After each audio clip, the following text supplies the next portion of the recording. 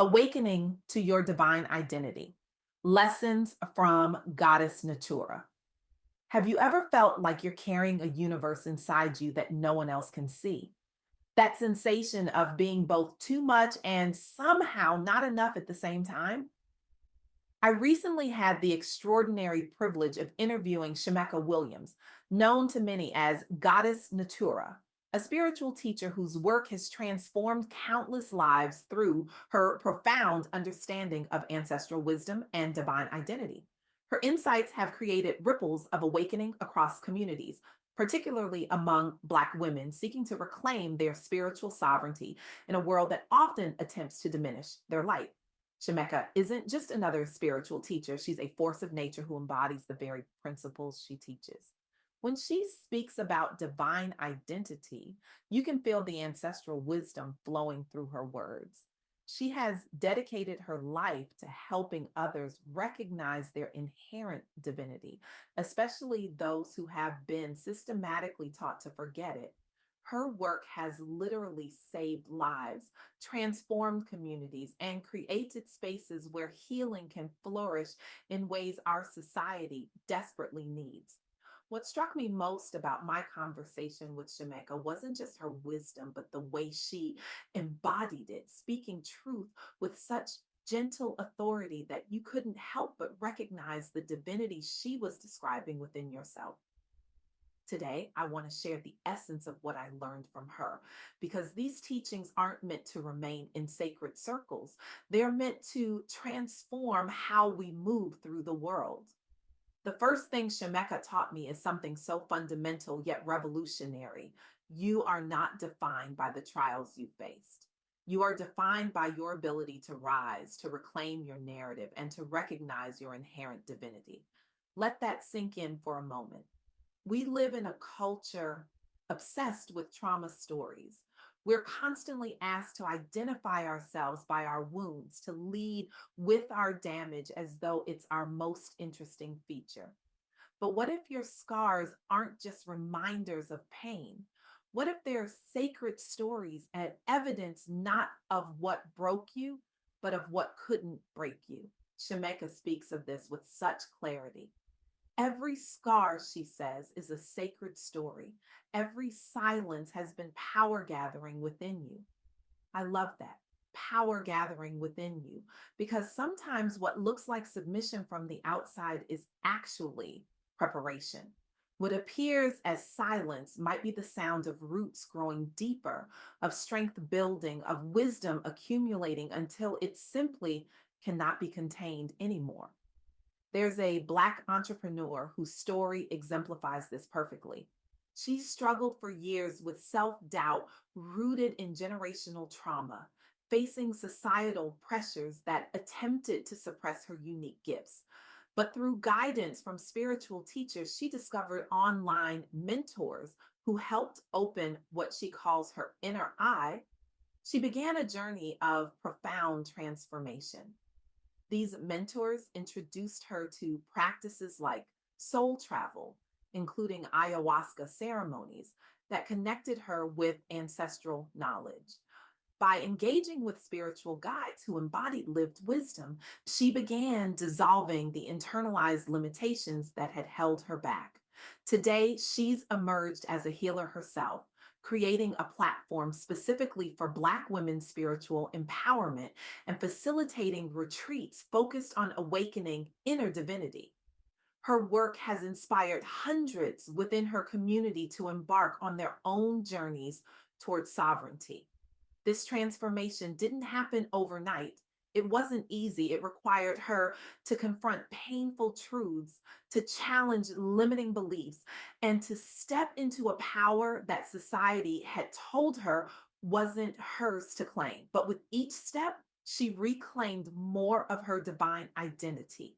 With each ceremony, she remembered more of who she truly was. With each workshop she now leads, she helps others do the same. This is what Shemeka means when she says the journey isn't about just surviving, it's about awakening to the fullness of who you are meant to be, sovereign, limitless, and whole. We've been taught to measure success by how well we endure hardship. We celebrate resilience as we should, but sometimes we stop there, as though merely surviving is the end point, as though the goal is simply to remain standing after the storm rather than to dance in the clearing it creates. But what if resilience is just the beginning? What if beyond endurance lies awakening? What if your presence here matters not just because you've overcome, but because of what you're here to create? Shimeka would tell you that your magic is real, that your presence matters now more than ever, not just as a survivor, but as a creator, not just as someone who endure, but as someone who transforms. This reminds me of Paramahansa Yogananda, who founded the Self Realization Fellowship in 1920 after coming from India to share teachings that unite Eastern spirituality with Western ideals. He encountered tremendous cultural resistance as he introduced meditation practices unfamiliar in America at that time. There was widespread skepticism regarding non traditional paths toward enlightenment. Yet he persisted, establishing educational centers that blended modern methods with ancient yoga training and publishing works that demystified meditation for all audiences, regardless of background or faith tradition. The SRF eventually became an international movement championing unity across religious divides by focusing on direct personal experience, what he called remembrance, rather than dogma or illusion. Yogananda believed anyone could commune directly with the divine if they persevered sincerely, a radical message empowering individuals beyond institutional boundaries.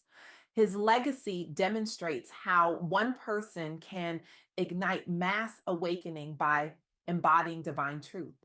The parallels between his work and Shimeka's teachings are striking. Both understand that true transformation isn't about adopting new beliefs, it's about remembering who you already are. Both recognize that the divine isn't something outside of us that we need to reach for. It's the very essence of our being that we need to uncover. This is the essence of what Shemeka teaches, that awakening isn't just a personal journey, it's a collective one. We rise together when we honor our roots and draw upon the wisdom of those who came before us. Which brings me to the third profound insight from my conversation with Shemeka. Community and ancestral connection are sources of strength. We live in an age that worships individualism, that tells us we should be able to do it all on our own. Pull yourself up by your bootstraps. Figure it out. Don't ask for help. Don't show weakness. But what if the most powerful thing you could do is to reach back to your ancestors, to your community, and say, I need your wisdom? What if strength isn't found in isolation, but in connection? The guru disciple relationship has long empowered individuals seeking liberation through direct transmission of knowledge from teacher to student. Historically, this practice excluded many marginalized groups who lacked access or representation among recognized spiritual leaders. But modern movements have expanded these leadership roles. Women, including Black women, now serve as gurus and teachers themselves, transmitting sacred lineages authentically. Communities flourish when leadership reflects their lived realities, when students discover their own potentialities under wise guidance. As devotion has shifted away from rigid hierarchy towards shared growth, what some traditions call bhakti, new generations have reclaimed agency over their spiritual narratives. Women led circles now celebrate initiations where mind, body, and spirit are offered up not just for personal gain, but for communal upliftment. This evolution models what it means for forgotten queens and reborn kings to rise together into sovereignty.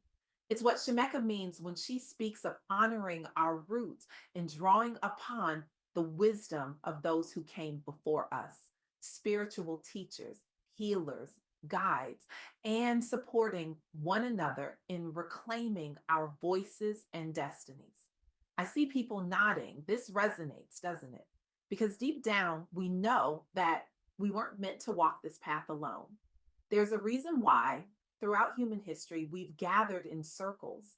There's a reason why we've passed down stories, why we've created rituals that connect us to something larger than ourselves.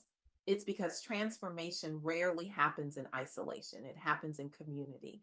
It happens when we remember that we are part of something bigger, a lineage, a tradition, a collective awakening. Shimeka speaks often about this remembering, not as learning something new, but as recognizing something we've always known, as peeling back the layers of forgetting that society has placed upon us.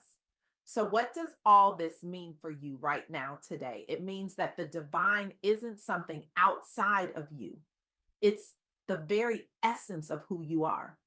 It means that your journey isn't just about surviving the challenges you face, but about awakening to your true nature through them. And it means that you don't have to walk this path alone, that there is wisdom and strength available to you through connection with others and with the ancestors who came before you. But knowledge without action is just philosophy. So here's my challenge to you. When you leave this room today, I want you to commit to one act that honors your inner divinity, one act that acknowledges the sacred within you. It might be creating a small altar in your home. It might be reaching out to someone who embodies the wisdom you seek. It might be simply standing in front of a mirror and declaring, I am divine, I am whole, I am enough. Whatever form it takes, let it be an affirmation that your presence on this planet matters, that your voice deserves to be heard, that your light is essential to our collective illumination. Because the truth is, we are standing at a critical juncture in human history. The old systems are crumbling, the old stories no longer serve us. And in this moment of great upheaval, we need people who remember their divine identity. We need people who understand that they are not just physical beings having occasional spiritual experiences, but spiritual beings having a temporary human experience. We need you fully awake, fully empowered, fully divine to help create the world we know is possible. So I leave you with Shemeka's most powerful teaching. Your awakening is not just for you, it's for all of us. Your healing is not just personal, it's planetary. Your remembering helps us all remember who we truly are. Now is the time to claim your divine identity. Now is the time to awaken to your purpose. Now is the time to join with others in creating a world where everyone is free to shine their unique light. The universe is not outside you. You are the universe expressing itself as a human for a little while. Remember that, honor that, live that, and watch how everything transforms.